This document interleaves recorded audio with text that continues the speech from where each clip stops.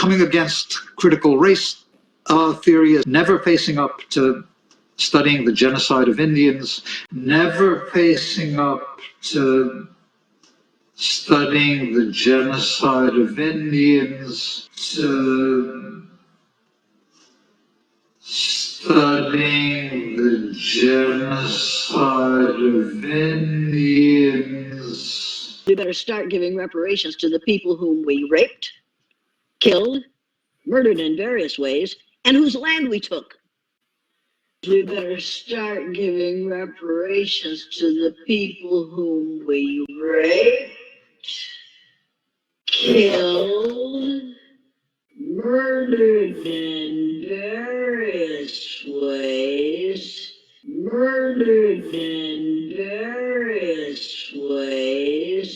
Welcome to the Aboriginal Channel. Have you heard of or do you know about the Tasmanian Genocide? Well, right here at abagan.wordpress.com, aka the internet, it talks about it. So I'm going to read a little bit so we can understand what happened in the Tasmanian Genocide. From 1826 to 1829 is where whites from Britain wiped out nearly all the people of Tasmania, then called Van Diemen's Land, now part of Australia. They sent the few hundred that remained to prison camps.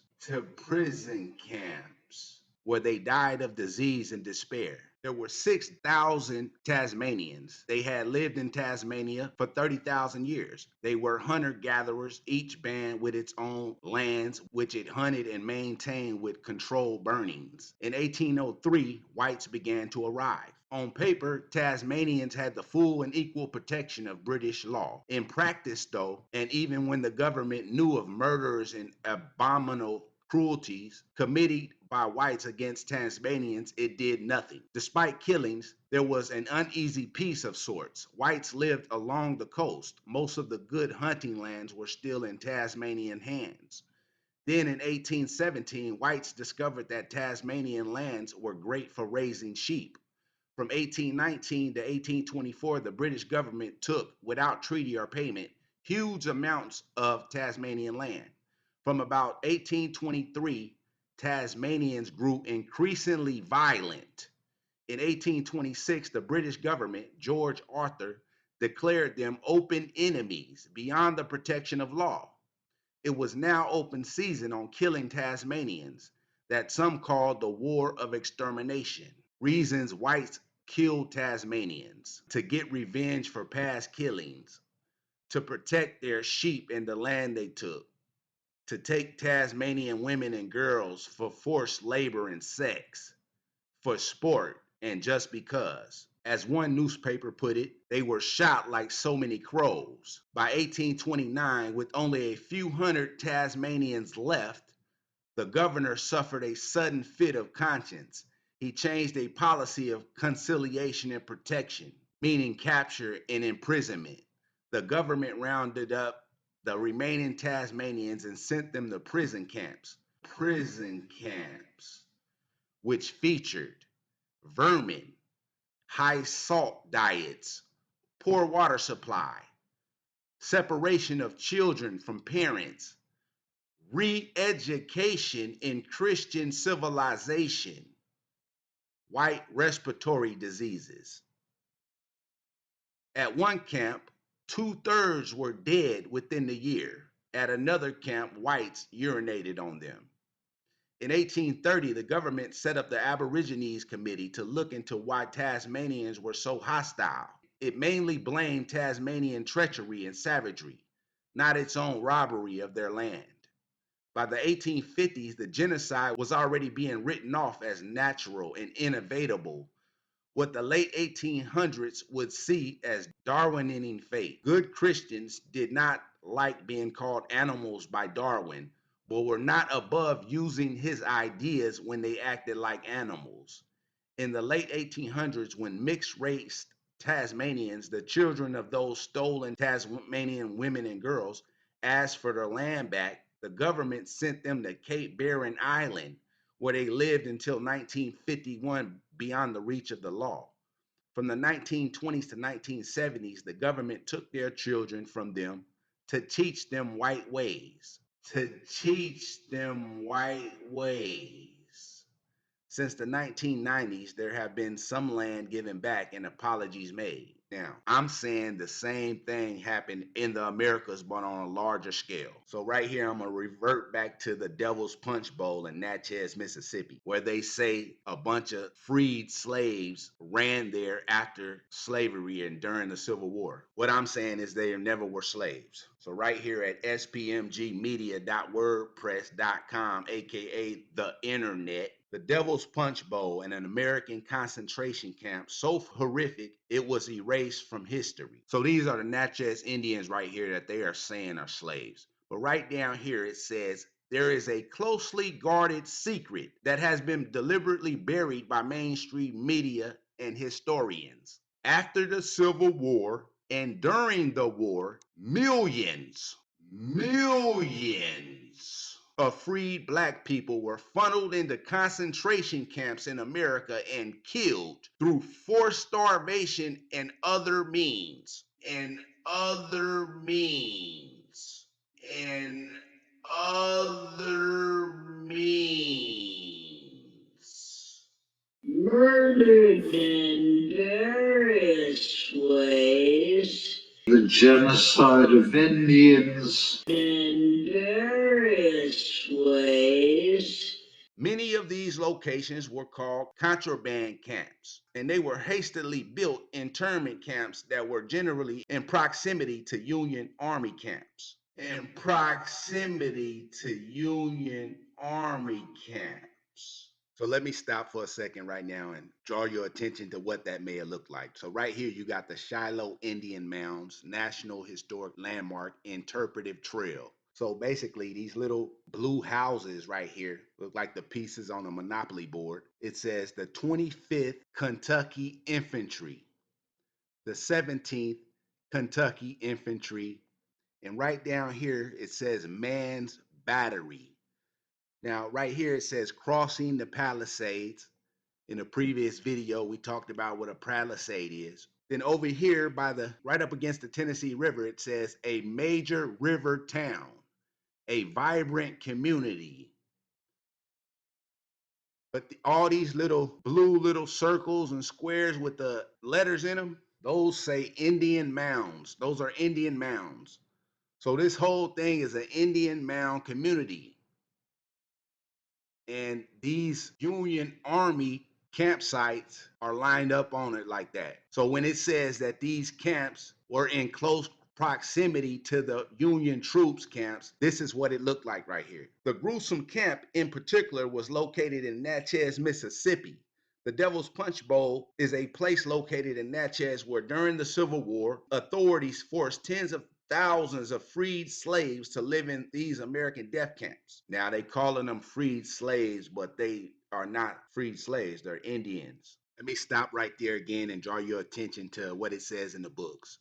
So right here in the inquiry into the distinctive characteristics of the Aboriginal race of America by Samuel G. Morton says that the peculiar physiognomy of the Indian, which is as undeviatingly characteristic as that of the Negro. So he's saying that the Indian has the same kind of undeviatingly characteristic as the Negro does. He goes on to say that I have had opportunity to compare nearly 400 crania derived from tribes inhabiting almost every region of both Americas, and have been astonished to find how the preceding characters, in greater or lesser degree, pervade them all. So he's basically saying in this book that all the Indians, based on their craniological physiognomy, they were all the same. But he also says right here that it is chiefly my intention to produce a few of the more strikingly characteristic traits of these people to sustain the position that all the American nations,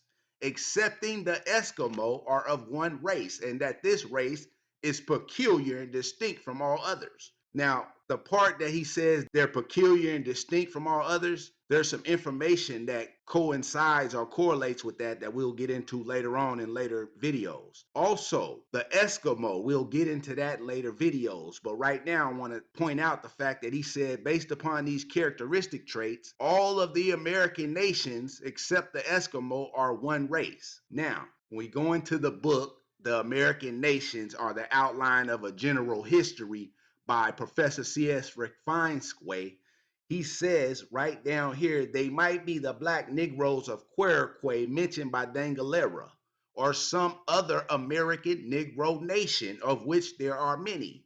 See my account of ancient black nations of America. Now, if any nation was a Negro nation, they were all Negro nations because of the craniological information. So all the American nations were these so-called black nations. So right here it says the largest and most famous of 150 military prisons of the Civil War was Camp Sumter, commonly known as Andersonville. It was the deadliest landscape of the Civil War. Now apparently they had 150 of these camps. They say 20,000 died at the one in Natchez. So if you do some math and multiply 20,000 times 150, you'll come up with 3 million. And again, right here, it says after the Civil War and during the Civil War, millions of freed black people were funneled into concentration camps in America and killed. Killed? Killed. Killed? Through forced starvation and other means. And other means. In various ways. Now, on the internet at Wikipedia, they have a list of these Civil War camps and they have images. And in the images, you'll see how they're set up like Aboriginal American towns, like Camp Lawton right here. Says it was a stockade which held Union soldiers. I don't believe it held Union or Confederate soldiers, but that's how history is written. But right here in the image, you can see Indian mounds in the image. Some of these forts are named after castles. So right here you got Castle Pinckney. In the image, it has a brick or stone building partially rounded, just like the fortifications described in the books. So a lot of history came across when you're looking at it from a certain angle. So I'm saying that during Reconstruction is when they tore down and covered up a lot of the Aboriginal fortifications and walls and developed open communities with roads that connected towns to towns and cities to cities. Prior to the Civil War in the Southeast, it was colonizers' forts, military forts, and training camps, and plantations for their own, and you had Aboriginal fortifications and fortified towns and cities throughout the South. So when you go online and you can look up destructions of the Civil War, you'll see images of Aboriginal towns and buildings destructed. Now, right here at mps.gov, it says air balloons in the Civil War. They got an image right here of a bunch of Caucasians, supposedly the South and the North, fighting each other. But that's how history is written. If you look at the French and Indian War in Eastern Canada in the 1760s, they say the French and Indian allies were fighting the British and Indian allies. A decade later, south of that area, in the New England states, they had another big war called the Revolutionary War, where again, supposedly, the American colonists were fighting against the British. And then in the so-called Civil War, they said that these Caucasians right here from the South were fighting these Caucasians from the North. But what you don't know is many tribes also fought in that war, and they don't talk about that. That's because, from my understanding, that's who these people were fighting. They were fighting the Aboriginals down in the Southeast. But right here, you see they're fighting right here, and they have this big balloon above here, above these trees.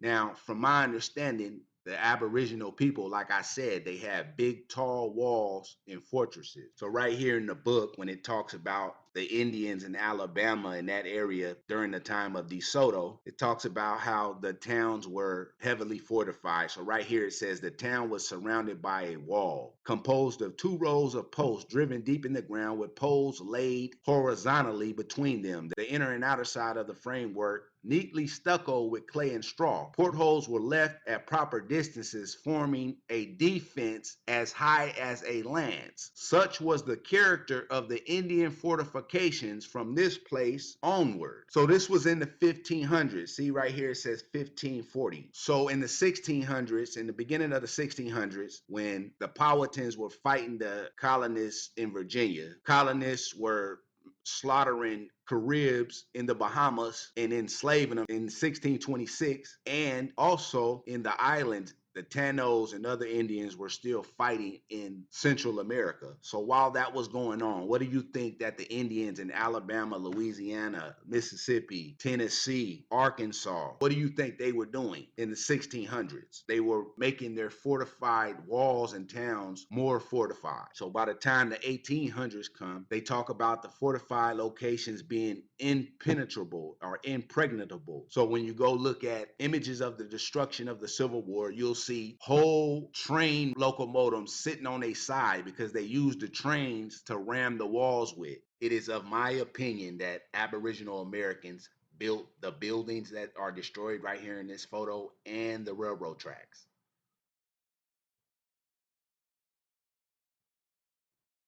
But let's look back. Remember what I said about the Tasmanians after the War of Extermination?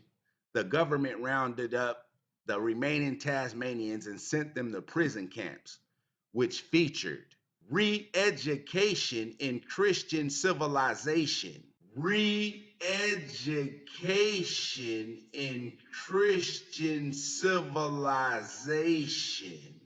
It says right here, under the historic Natchez Foundation, that in 1877, the year the federal troops departed Natchez, the Baptist Missionary Convention established the Natchez Seminary in the hospital building. Now, this was the school, the Natchez Aboriginals, where they were Christianized.